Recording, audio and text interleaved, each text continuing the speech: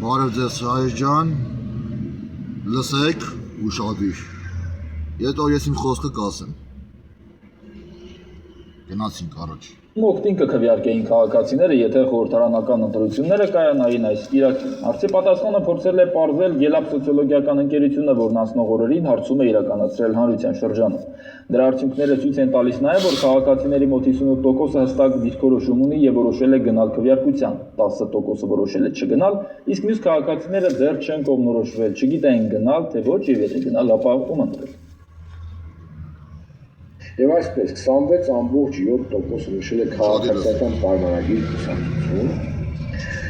ուժեղ Հայաստան դաշինք նշել է 14.1%, ես կանստեմ տվյալները կներկայացնեմ, հետո կանդրադառնամ գրեթե ուժերին առանձին։ Հայաստան կուսակցությունների դաշինք նշել է 8.2%, այսինքն նրանք արդեն իսկացնում են այդ շեմը, որ նախատեսված է դաշինքների համար, Բարգավաճ Հայաստան կուսակցություն 7.9%, Միասնության թևեր կուսակցություն այստեղ ունենք բավականին մեծ աճ 4.2%, Դեմոկրատիա օրենք կարգապահություն կուսակցությունը 3.1%, Լուսավոր Հայաստան կուսակցություն 2.7%, Հայաստանի շնորհապետական կուսակցություն 2.3%, ևս բավականին լավ աճ կա այստեղ,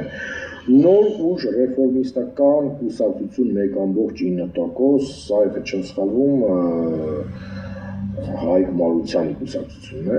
Հանրապետություն կուսակցություն 1.7%,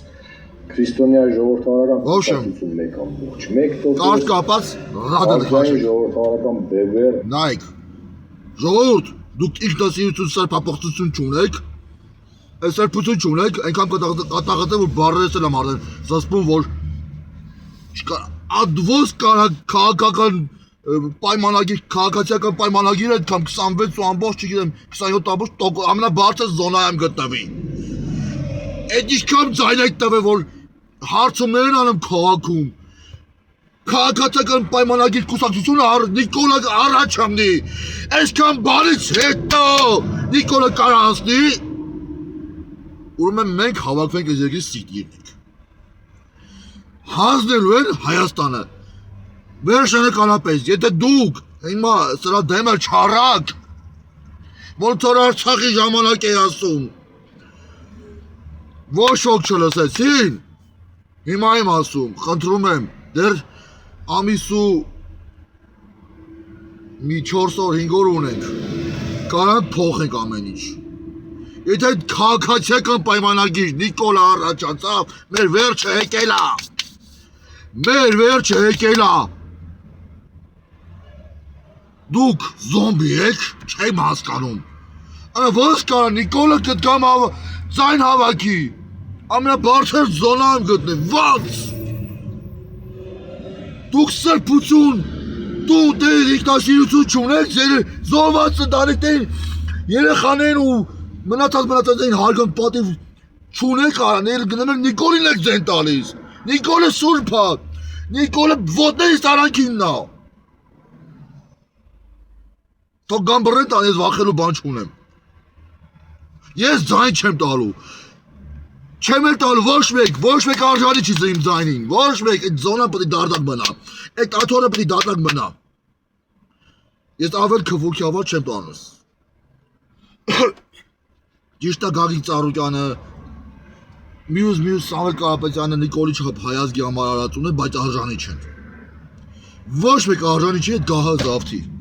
Թող դատարկ մնա։ Թող արտահայտ ման ընտրություններ նշանակեն,